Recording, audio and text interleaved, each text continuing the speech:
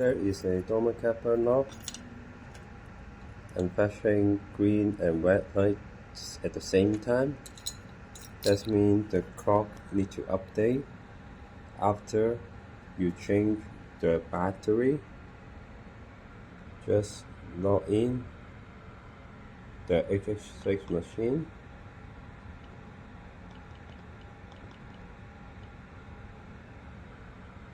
And then push lock, and then clock update, and then just pop in.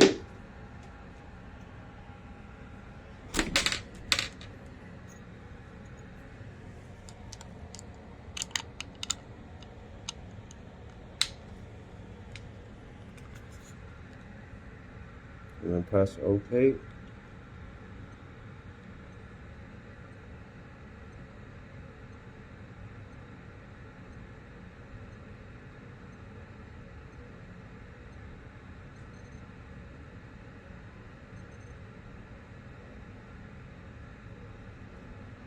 It's success.